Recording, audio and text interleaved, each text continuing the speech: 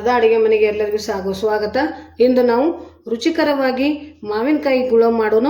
ಈಗ ಮಾವಿನಕಾಯಿ ಸೀಸನ್ ಅಲ್ರಿ, ಬ್ಯಾಸ್ಗೆ ಟೈಮ್ದಾಗ ಇದೇ ಸೀಸನ್ ಒಳಗೆ ನಮಗೆ ಹಸಿ ಮಾವಿನಕಾಯಿ ಸಿಗ್ತಾವ. ಇವತ್ತು ಹಸಿ ಮಾವಿನಕಾಯಿಯನ್ನು ಬಳಸ್ಕೊಂಡು ನಾನು ಮಾವಿನಕಾಯಿ ಗುಳಂ ಮಾಡಿ ತೋರಿಸ್ತೀನಿ. ಎಲ್ಲರೂ ನೋಡೋಣ ಬರ್ರಿ. ಇಂದು ನಾವು ನಮ್ಮ ಉತ್ತರ ಕರ್ನಾಟಕದಲ್ಲಿ ಬೇಸಿಗೆಯಲ್ಲಿ ಸಾಂಪ್ರದಾಯಿಕವಾಗಿ ಪ್ರತಿಯೊಬ್ಬರ ಮನೆಯೊಳಗೂ ರುಚಿಯಾಗಿ ಮಾಡುವಂತಹ ಒಂದು ಮಾವಿನಕಾಯಿ ಗುಳಂ ಮಾಡಿ ತೋರಿಸ್ತೀನಿ. ಮಾವಿನಕಾಯಿ ಗುಳಂ ಮಾಡೋಕೆ ಮೊದಲು ನಮಗೆ ಮಾವಿನಕಾಯಿ ಬೇಕ್ರಿ. ನಾ ಇಲ್ಲಿ 2 ಮಾವಿನಕಾಯಿ ತೊಗೊಂಡೀನಿ. ನೀವು ಎಷ್ಟು ಬೇಕು ನೋಡ್ಕೊಂಡು ತೊಗೋಬೋದು. ಇಲ್ಲ 2 ಮಾವಿನಕಾಯಿ ತೊಗೊಂಡೀನಿ. ಈ ಮಾವಿನಕಾಯಿ ಮೊದಲು ನಾವು ಸ್ವಚ್ಛಗೆ ಏನು ಮಾಡ್ಬೇಕ್ರಿ, ನೀರಾಗ ಈ ಥರ ಕೈಲಿ ತಿಕ್ಕಿ ತೊಳಿಬೇಕ್ರಿ. ಯಾಕಂದ್ರೆ ಮಾವಿನಕಾಯಿ ಒಳಗೆ ಎಲ್ಲ ಧೂಳ ಅದು ಕುಂತಿರ್ತೈತಲ್ಲ, ಅದಕ್ಕೆ ಕ್ಲೀನಾಗಿ ಮೊದಲು ಮಾವಿನಕಾಯಿ ತೊಳ್ಕೊಂಬರೋಣ ಬರ್ರಿ. ನಾವು ಇಲ್ಲಿ ನೋಡ್ರಿ, ಹಿಂಗೆ ತಿಕ್ಕಿ ಏನು ಮಾಡ್ಬೇಕ್ರಿ, ಮೊದಲು ನಾವು ಮಾವಿನಕಾಯಿ ತೊಳಿಬೇಕ್ರಿ. ನೀರು ಹಾಕಿ ತೊಳೆದು ಆಮೇಲೆ ಈ ಮಾವಿನಕಾಯಿ ಏನು ಮಾಡೋನು, ಒಂದು ಬಟ್ಟೆ ಇಲ್ಲೇ ಕ್ಲೀನಾಗಿ ಅಷ್ಟು ನೀರು ಹೋಗುವಂಗೆ ಒಟ್ಟು ಒರೆಸ್ಬೇಕ್ರಿ. ಇದನ್ನು ನೀರು ಹೋಗುವಂಗೆ ಮಾವಿನಕಾಯಿ ಒಟ್ಟು ಒರೆಸ್ಬೇಕು. ಇವು ಹಸಿ ಮಾವಿನಕಾಯಿ ತೊಗೋಬೇಕ್ರಿ. ನಾವು ನಮ್ಮ ಉತ್ತರ ಕರ್ನಾಟಕದೊಳಗೆ ಬ್ಯಾಸಿಗೆ ಬಂತಂದ್ರೆ ಎಲ್ಲರ ಮನೆಯಾಗೂ ನಾವು ಗುಳಂ ಕಾಮನ್ ಆಗಿ ನೋಡ್ರಿ, ಎಲ್ಲರ ಮನೆಯಾಗೂ ಗುಳಂ ಮಾಡ್ತಾರೆ. ಇದು ಮಾವಿನಕಾಯಿ ಗುಳಮ್ಮ, ಇದು ಯಾವ ಹಣ್ಣಿನ ಜಾಮ್ಗಿಂತ ಏನು ಕಡಿಮೆ ಇರೋಂಗಿಲ್ಲ. ನೀವು ಇದನ್ನು ಬ್ರೆಡ್ ಜೊತೆ ತಿನ್ಬೋದು, ಚಪಾತಿ ಜೋಡಿ ತಿನ್ಬೋದು. ಸಣ್ಣ ಮಕ್ಕಳಿಗಂತೂ ಭಾಳ ಇಷ್ಟ ಆಕತ್ರಿ. ಇಲ್ಲಿ ನೋಡ್ರಿ, ಹಿಂಗೆ ನಾವೇನು ಮಾಡಬೇಕು, ಮಾವಿನಕಾಯಿ ಕ್ಲೀನಾಗಿ ಒರೆಸ್ಕೊಂಬರ್ಬೇಕು. ನಾ ಇಲ್ಲಿ 2 ಮಾವಿನಕಾಯಿ ತೊಗೊಂಡಿನಿ. ಈ 2 ಮಾವಿನಕಾಯಿಲಿ ಗುಳಂ ಮಾಡಿ ತೋರಿಸ್ತೀನಿ ಬರ್ರಿ. ನೀವು ಮಾವಿನಕಾಯಿ ಗುಳಂ ಮಾಡೋಕೆ ಬೆಲ್ಲ ಬೇಕ್ರಿ. ನಾನು ಸಾವಯವ ಬೆಲ್ಲ ಈ ರೀತಿ ಸಣ್ಣಗೆ ಜಜ್ಕೊಂಬಂದೀನಿ. ಒಬ್ಬೊಬ್ರು ಏನು ಮಾಡ್ತಾರೆ, ತುರಿಯೋದು ಇರ್ತೈತಲ್ಲ, ತುರಿಯು ಮನೆ, ಕೊಬ್ಬರಿ ಹೆರ್ಚು ಮನೆ, ಆ ಕೊಬ್ಬರಿ ಹೆರ್ಚು ಮನೆಗೂ ಕೂಡ ಹೆರಿಸ್ತಾರೆ. ನಾ ಇಲ್ಲಿ ಸಾವಯವ ಬೆಲ್ಲ ತೊಗೊಂಡಿನಲ್ಲ, ಇದು ಭಾಳ ಮೆತ್ತಗಿರ್ತೈತಿ ಬೆಲ್ಲ. ನಾ ಇದನ್ನು ಜಜ್ಕೊಂಬಂದೀನಿ.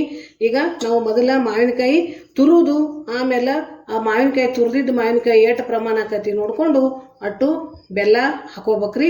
ಈಗ ಮೊದಲು ನಾವು ಬೆಲ್ಲ ಹಿಂಗೆ ಜಜ್ಕೊಂಡು ರೆಡಿ ಮಾಡ್ಕೊಂಡು ಇಟ್ಕೋಬೇಕು.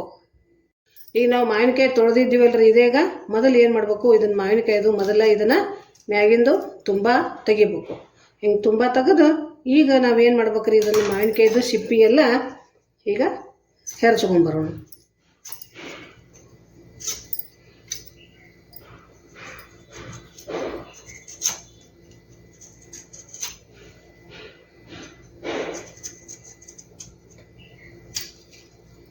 ಇಲ್ಲಿ ನೋಡ್ರಿ, ಹಿಂಗೆ ಒಟ್ಟು ಮಾವಿನಕಾಯ್ದು ಇದನ್ನು ಹಿಂಗೆ ಸಿಪ್ಪಿ ತೆಗಿಬೇಕ್ರಿ. ಇದನ್ನು ಮ್ಯಾಗಿಂದ ಹಸಿರನ್ನು ಸಿಪ್ಪಿ ಇಡುವಂಗಿಲ್ಲ.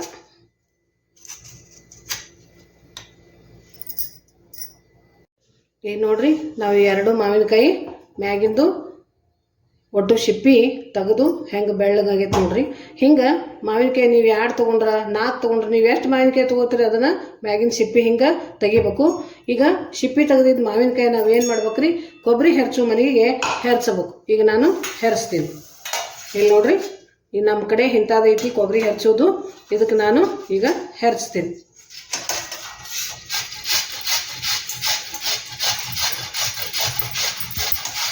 ನೀವು ಹೆರ್ಚಿದ ಕೂಡಲೇ ಮಾವಿನಕಾಯಿ ಹೋಳ ಕೆಳಗೆ ಪೀಸ ಹಿಂಗಿಷ್ಟು ಉದ್ದುದ್ದ ನೀಟಾಗೆ ಬೀಳ್ಬೇಕ್ರಿ. ಅಂದ್ರೆ ಗುಳಂನು ನೋಡೋಕ್ಕೂ ಚಂದ ಆಗತ್ತೆ. ಈಗ ಈ ಹೆರ್ಚು ಮನೆಗೆ ನಾವು ಹೆರ್ಚ್ಕೊಂಡು ಬರೋಣ ಬರ್ರಿ.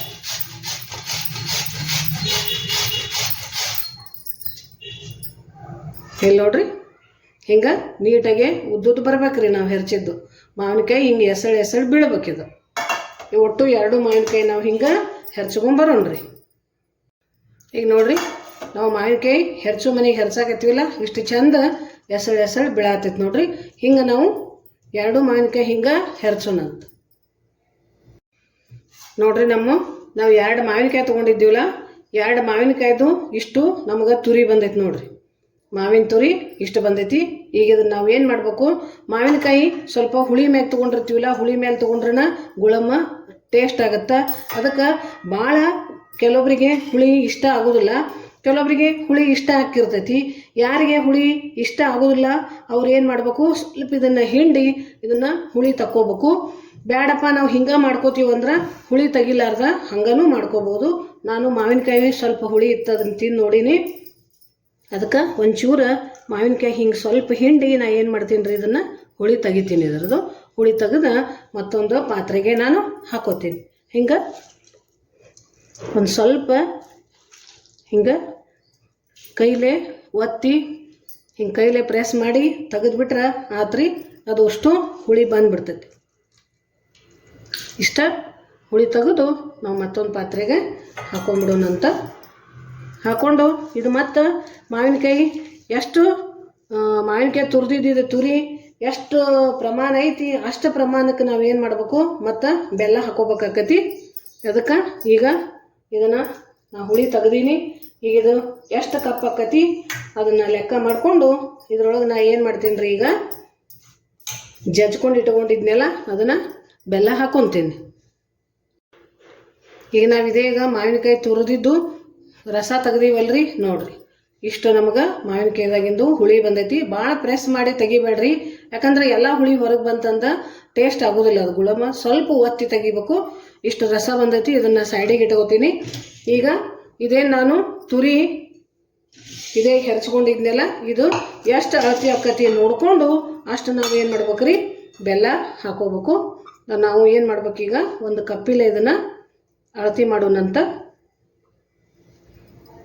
ಈಗ ನೋಡ್ರಿ, ನಾನು ತುರಿದಿಟ್ಕೊಂಡಿರುವಂತಹ ಮಾವಿನಕಾಯಿ ಈಗ ಇಲ್ಲಿ 1 ಕಪ್ ಆಯ್ತು. ಇದು ಹೆಚ್ಚು ಕಡಿಮೆ ಅರ್ಧ ಕಪ್ ಆಗತ್ತೆ. ಅಂದ್ರೆ ನಾನು ತುರಿದಿಟ್ಕೊಂಡಿರುವಂತಹ ಮಾವಿನಕಾಯಿ ತುರಿ ಎಷ್ಟು ಆತ್ರಿ, 1.5 ಕಪ್ ಆಗೈತಿ. ಈಗ ನಾವು 1 ಕಪ್ಪಿಗೆ 2 ಕಪ್ ರೇಷೋ ಒಳಗೆ ನಾವು ಏನು ಮಾಡ್ಬೇಕ್ರಿ, ಬೆಲ್ಲ ಹಾಕೋಬೇಕು. ಈಗ ನಂದು 1.5 ಕಪ್ ಆಗೈತಿ. 1.5 ಕಪ್ ಆಗಿದ್ದಕ್ಕೆ ನಾ ಏನು ಮಾಡ್ತೀನಿ, 1ಕ್ಕೆ 2 ಆಮೇಲೆ ಇನ್ನೊಂದು ಅರ್ಧ ಆಗಿತ್ತಲ್ಲ 1.5 ಕಪ್ಪಿಗೆ ನಾನು ಇಲ್ಲಿ ಏನು ಮಾಡ್ತೀನಿ, 2.5 ಕಪ್ ಬೆಲ್ಲ ಹಾಕೋತೀನಿ. ನೀವು ನೋಡಿಕೊಂಡು ಬೆಲ್ಲ ಹಾಕೋರಿ. ಮಾವಿನಕಾಯಿ ಭಾಳ ಹುಳಿ ಇತ್ತಂದ್ರೆ ಸ್ವಲ್ಪ ಜಾಸ್ತಿ ಬೆಲ್ಲ ಹಾಕೋರಿ. 1ಕ್ಕೆ 1 ಅಳತಿ ಹಾಕೊಂಡ್ರೆ ಕರೆಕ್ಟ್ ಆಗುತ್ತಾ. ಇಲ್ಲ ಸ್ವಲ್ಪ ಹುಳಿ ಇತ್ತಪ್ಪ ಅಂದ್ರೆ ನೀವು 2 ಕಪ್ಪಿಗೆ 1.5 ಕಪ್ ಬೆಲ್ಲನೂ ಹಾಕೋಬೋದು.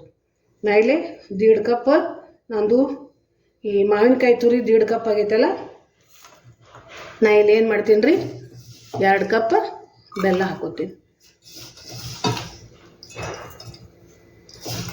1.5 ಕಪ್ ತುರಿಗೆ 2 ಕಪ್ ಬೆಲ್ಲ ಕರೆಕ್ಟ್ ಆಗುತ್ತೆ. ಇಲ್ಲಿ ನೋಡ್ರಿ, ಈ ಕಪ್ಪಿಲೆ 1.5 ಕಪ್ ತುರಿ ಆಗಿತ್ತು ಮಾವಿನಕಾಯಿ ತುರಿ, ನಾ ಅದಕ್ಕೆ 2 ಕಪ್ ಬೆಲ್ಲ ಹಾಕ್ಕೊಂಡೀನಿ. ಇಷ್ಟಾದ್ರೆ ಸಾಕ್ರಿ. ಈಗ ಇದನ್ನು ಏನು ಮಾಡಬೇಕು, ನೀಟಾಗಿ ಎಲ್ಲ ಬೆಲ್ಲ ಮಾವಿನಕಾಯಿ ತುರಿ ನೀಟಾಗಿ ಏನು ಮಾಡ್ಬೇಕ್ರಿ, ಇದನ್ನು ಮಿಕ್ಸ್ ಮಾಡಬೇಕು. ಇದನ್ನು ಮಿಕ್ಸ್ ಮಾಡಿ ಮಿನಿಮಮ್ ಇದನ್ನು 2 ತಾಸರೇ ಇಡ್ಬೇಕ್ರಿ ನಾವು. ಯಾಕಂದ್ರೆ ಮಾವಿನಕಾಯಿ ಬೆಲ್ಲ ಮಿಕ್ಸ್ ಆಗಿ ಇದೇನಾಕೈತ್ರಿ, ತಾನ ರಸ ಬರ್ತೈತಿ. ಮಾವಿನಕಾಯಿ ರಸ ಬೆಲ್ಲ 2 ಕರಿಗೆ ಮಿಕ್ಸ್ ಆಗಿಬಿಡ್ತಾವೆ ಇವು. ಇದನ್ನು ನಾವು ಮಿನಿಮಮ್ 2 ತಾಸು ಕಂಪಲ್ಸರಿ ಇಡಲೇಬೇಕು. ನಿಮಗೆ ಮಾವಿನಕಾಯಿ ಗುಳಮ್ಮ ಅರ್ಜೆಂಟಾಗಿ ಮಾಡ್ಕೋಬೇಕಾಗಿತ್ತಂದ್ರೆ ಹಿಂಗೆ ಡೈರೆಕ್ಟ್ ನಾವು ಏನು ಮಾಡ್ಬೋದು, ಈಗ ಒಲಿ ಮ್ಯಾಗ ಇಟ್ಕೋಬೋದು. ಆದ್ರೆ ನಮ್ಗೆ ಇದು ಸಕ್ಕರೆಗತ್ಲೆ ಪಾಕ ಬರ್ಬೇಕಪ್ಪ ಅಂದ್ರೆ ವರ್ಷಾನುಗಟ್ಲೆ ಇಟ್ರೂ ಕೆಡಬಾರ್ದು, ಏನೂ ಆಗಬಾರ್ದಪ್ಪ ಅಂದ್ರೆ ನಾವೇನು ಮಾಡಬೇಕು, ನೀಟಾಗಿ ಇದಕ್ಕೆ ಬೆಲ್ಲ ಮಿಕ್ಸ್ ಮಾಡಿ 1-2 ಈ ಮಾವಿನಕಾಯಿ ನಾವು ತುರಿದು ಬೆಲ್ಲ ಹಾಕಿಟ್ಟು 2 ತಾಸು ಆತ್ರಿ. ಈಗ ನಾವು ಇನ್ನೊಂದು ಸ್ವಲ್ಪ ಮಾವಿನಕಾಯಿ ಗುಳಮಕ್ಕೆ ಹಾಕಕ್ಕೆ ನಾವು ಏನು ಮಾಡಬೇಕು, ಒಂದು ಸ್ವಲ್ಪ ಕಸಕಸಿ ಹುರ್ಕೊಂಬರೋಣ ಬರ್ರಿ.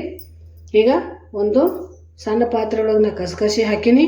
ಈ ಕಸಕಸಿ ಒಂದು ಸ್ವಲ್ಪ 1-2 ನಿಮಿಷ ಹುರ್ಕೊಂಬರೋಣ.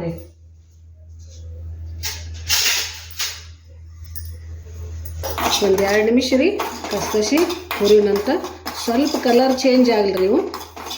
ಈಗ ನಾವು ಮಾವಿನಕಾಯಿ ಗುಳಂಬ ಮಾಡೋಕೆ ಮಾವಿನಕಾಯಿ ತುರಿದು ಅದರೊಳಗೆ ಬೆಲ್ಲ ಸಂಜಿಗೆ ಹಾಕಿಟ್ಟು ಇಡೀ ರಾತ್ರಿನೂ ಹಾಕಿಟ್ರು ನಡಿತೈತ್ರಿ.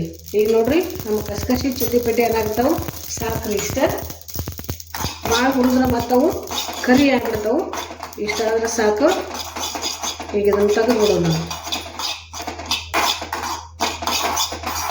ಮಾವಿನಕಾಯಿ ತುರಿ ಸಂಜಿಕನ ಬೆಲ್ಲ ಕುಡಿಸಿಟ್ಟು ಮರುದಿವ್ಸ ಬೆಳಗ್ಗೆ ಮಾಡಿದ್ರೂ ಭಾಳ ರುಚಿ ಆಕತ್ರಿ. ಬೆಲ್ಲ ಪೂರ್ತಿ ಕರಿಗಿ ಅದು ಪಾಕಗತ್ಲೆ ಬಂದುಬಿಟ್ಟಿರ್ತೈತಿ. ಹಾಗೂ ಕೂಡ ನಾವು ಮಾಡ್ಬೋದು ಟೈಮ್ ಉಳಿಸ್ಬೇಕಂದ್ರೆ. ಇಲ್ಲ ನಿಮಗೆ ಅರ್ಜೆಂಟಾಗಿ ಮಾಡ್ಬೇಕಂದ್ರೆ ಏನು ಮಾಡ್ಬೇಕು ನೀವು, ಆಗ ಬೆಲ್ಲ ಕುಡಿಸಿ ಒಲೆ ಮ್ಯಾಗಿಟ್ಟು ಮಾಡ್ಬೋದು. ಈಗ ನೋಡ್ರಿ, ಮಾವಿನಕಾಯಿ ತುರಿ ಬೆಲ್ಲ ಎಲ್ಲ ಮಿಕ್ಸ್ ಆಗಿ ಹೆಂಗೆ ಪಾಕಗತ್ಲೆ ಆಗೈತೆ ನೋಡ್ರಿ. ಈಗ ನಾವು ಇದನ್ನ ಏನು ಮಾಡೋಣ, ಒಂದು 5 ನಿಮಿಷ ಒಲೆ ಮ್ಯಾಗಿಟ್ಟು ತಿರು ಬಿಡೋಣಂತ. ಈಗ ಮಾವಿನಕಾಯಿ ಗುಳಮ್ಮ ಒಲೆ ಮ್ಯಾಗಿಟ್ಟು ಒಂದು 5 ನಿಮಿಷ ತಿರುವನು.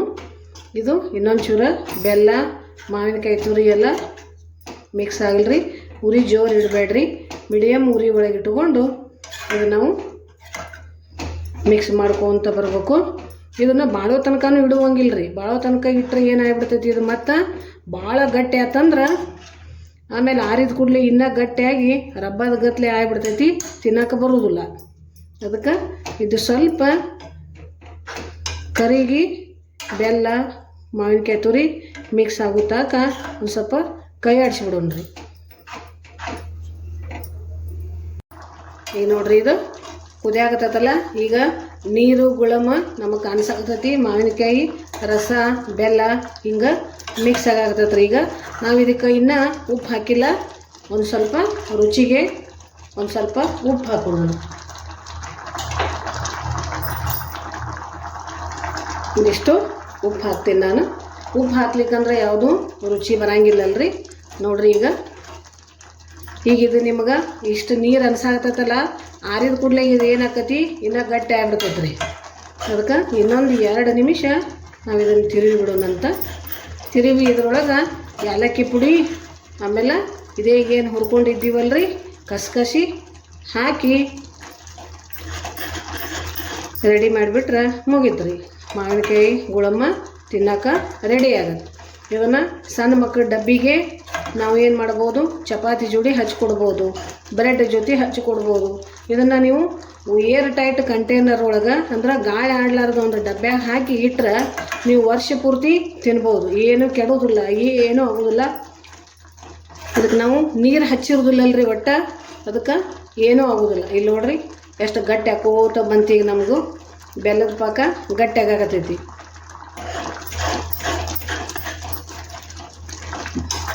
ಭಾಳ ತನಕ ಕುಚ್ಚಿದ್ರೆ ಮತ್ತು ರಬ್ಬರ್ ಗತ್ಲೆ ಆಕತಿ.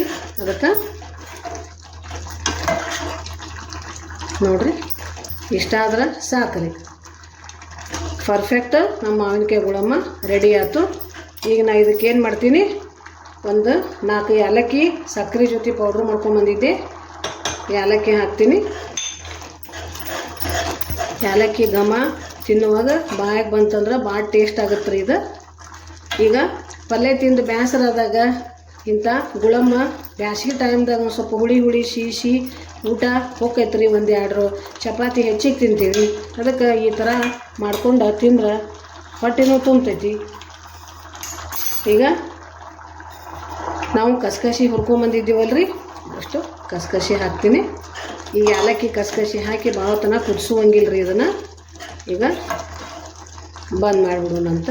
ಈಗ ನಮ್ಮ ಮಾವಿನಕಾಯಿ ಗುಳಮ್ಮ ರೆಡಿ ಆಯ್ತು ನೋಡಿ ಎಷ್ಟು ಗಟ್ಟಿ ಆಯ್ತು ನೋಡ್ರಿ. ಇಷ್ಟಾದ್ರೆ ಸಾಕು.